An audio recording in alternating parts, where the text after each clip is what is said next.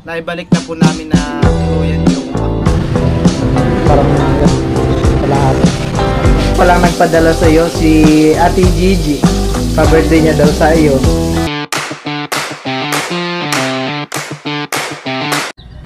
Hello po, welcome po sa akin channel.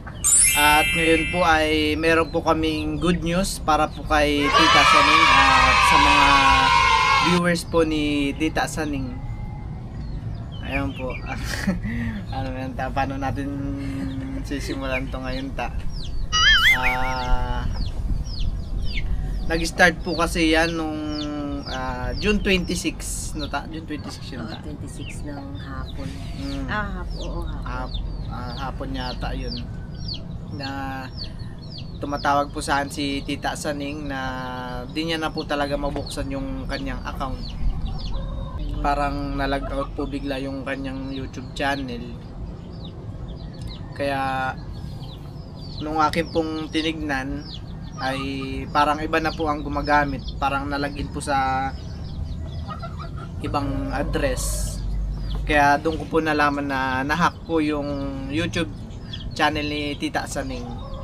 Kaya po yung na-hack po yung YouTube ni Tita Saning ay masyadong nalungkot si Tita at akala niya ay di na po talaga mababalik. Nung mga araw po, lumapit po ako sa kaibigan ko, sa classmate ko po dati na sabay po naming inayos yung YouTube ni Tita Saning. Ilang araw din Ilang araw. Marami pong nangyari na siguro po ay nahack, pero nasa-search pa po namin yung YouTube ni Tita Saning. Kumbaga hindi pa nila napasok ng tuluyan yung account ko. Bale, parang napalitan lang ata dun yung yung mga recovery email, cellphone number, lahat po ng info ni Tita Saning ay pinalitan. Pero hindi naman niya napakinabangan yung hanggang sa dahil yung mga naipon ko nandito pa naman.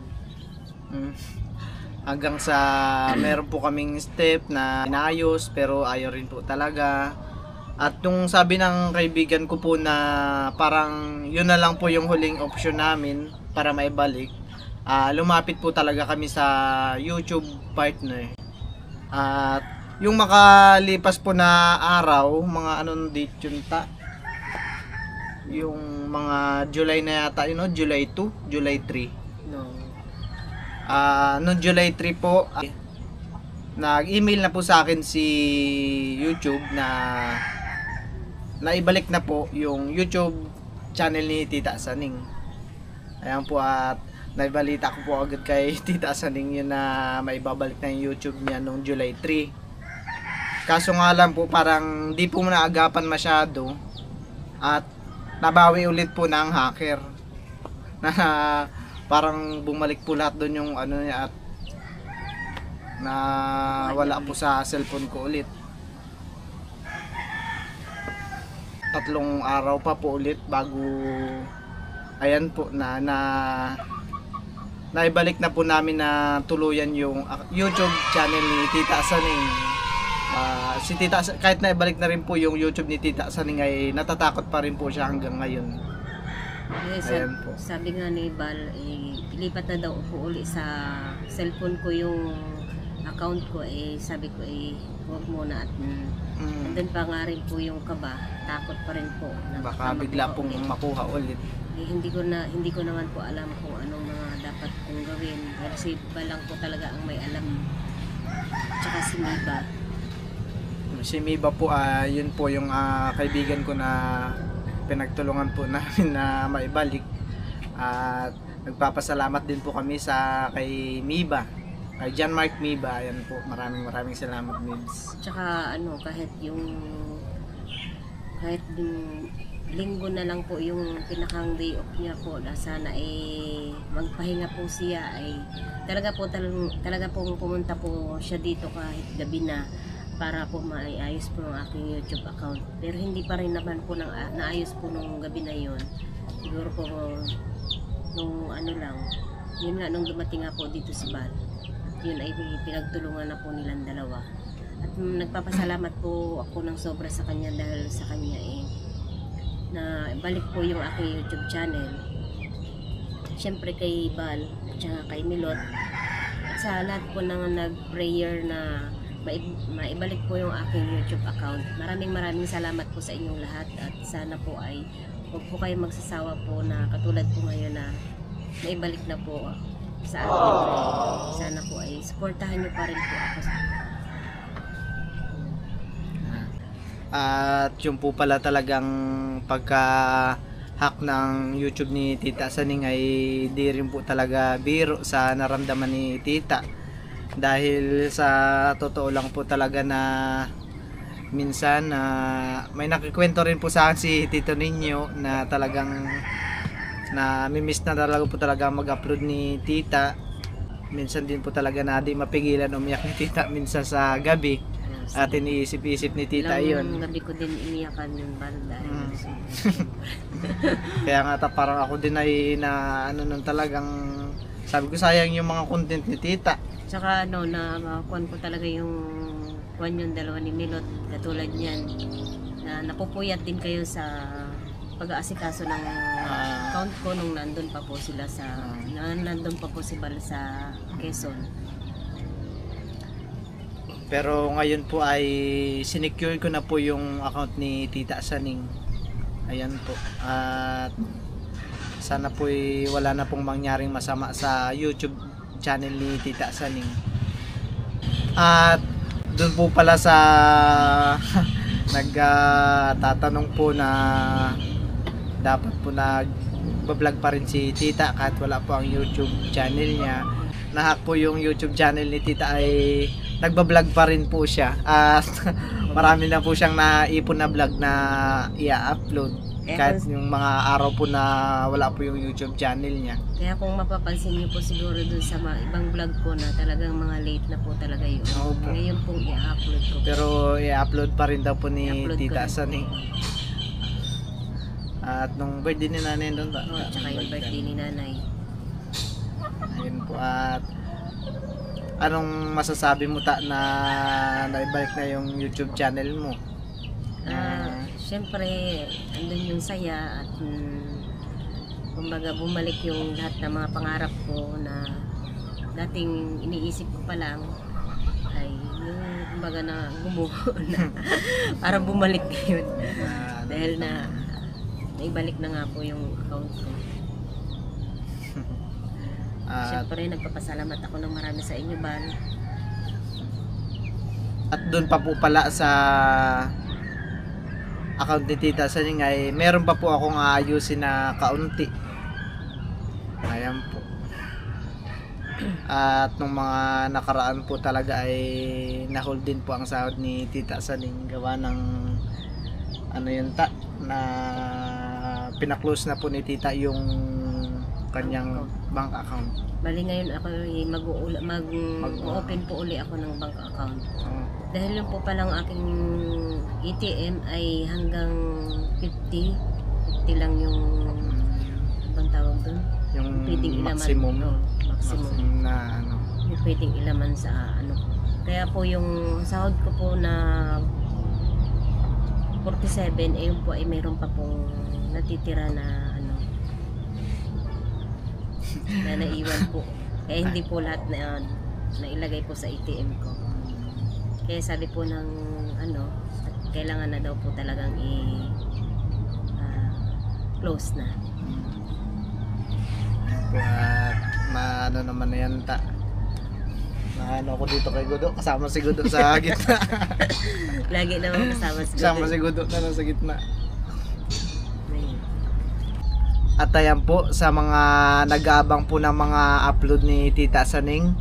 Si Tita Saning po ay mag-upload na rin po mamayang gabi. Hintayin niyo na lang po yung kanyang mga upload ni Tita Saning. At yung mga araw po na nahack po yung kanyang account, talagang kahit si Tita Saning po ay malungkot ay nag-vlog pa rin po siya. Tinuloy-tuloy niya rin po. Isa rin po sa mga lumakas ang loob ni Tita Saning dahil po sa mga comment. Parati po talaga nagbabasa si Tita Saning ng mga comment. Kaya talagang di niya po talaga in-stop mag-vlog kahit wala po yung kanyang account. Ayun po, uulitin ko po pala yung nagpapasalamat po ako sa lahat po ng nag-personal message po sa akin na si Ate Gigi, lahat po ng hindi ko na po sila babanggitin lahat. Alam niyo na po siguro kung sino po iyon. Kung sino kayo. Nagpapasalamat ako sa inyong lahat dahil sobrang laking tulong din ng mga sinasabi niyo sa akin na nakasan ko yung loob ko. Dahil kumbaga parang pagsubok lang ito sa akin. At siguro naman po ay nalampasan ko naman po yun. Pero talaga po si Tita ay sobrang saya. Talagang pati ako kumbaga na yung iniyakan ko nitong mga nakarang araw, kumbaga tears of joy na lang siguro. Tears of joy talagang. Kasi mapapansin niyo po na pugto po yung aking mata. Ayun. Dahil doon po yun. Sasama po muna ako saglit kay Tito Ninyo. Susunduin sila Mika at Miko sa school nila. At matagal ko na din nakikita yung school. Dito po ay uwian na po ng mga estudyante. Ayan po, may mga bata dun.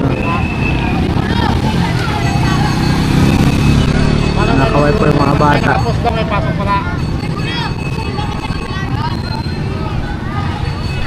Dito rin po pala ako dati nag-aral ng elementary po hanggang high school.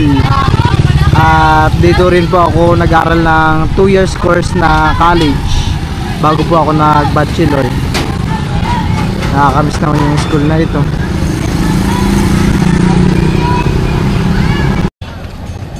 At dyan na po si Mika.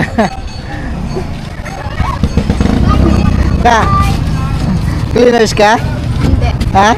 Matagal ka daw eh. Sabi ni papa mo. Kaya mo. Si Miko na lang po yung hinihintay.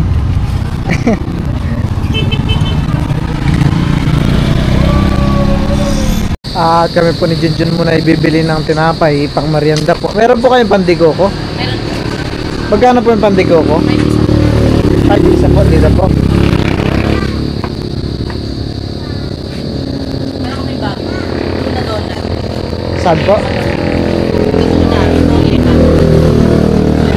Magkano din po? 70 pesos po na ano. Si Raisa din po ay sinamahan ko na ding bumili po ng bangos pang lahok po dun sa luluto ang gawin ni nanay. Parang yan, kalahati. Magkano po kilo sa bangos? 185 po. Pwede po kalahati. Kalahati po yan. Tingnan po.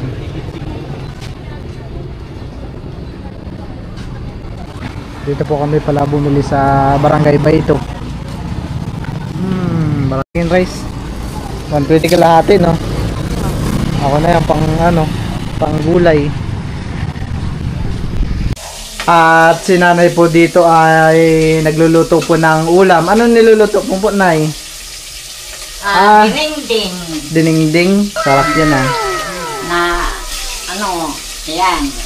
Saka may taloyot, saka may talong. Kaya po kami bumili ni Raisa kanina ng bangos at pangsahog ni nanay. Masarap na naman po yung ulam mamaya. At nay, meron po palang nagpadala sa iyo si Ate Gigi. Pa-birthday niya daw sa iyo. 2K. Ay, maraming salamat. Si Ate Gigi po. Ate Gigi. Malaking tulong na ito sa akin. Ayan po. Thank you po Ate Gigi sa pa-birthday niyo kay nanay. Ay, maraming salamat. Saan mo gagastusin yan, Nay? Pang ano mo? Wala. Iiponin. Iipunin. Lahat Pag- naman ang gagaling sa inyo. Naiipon po. Ah, Ah, sige po. Thank you po ulit, Ate Gigi. salamat. Na walang hanggang pasasalamat.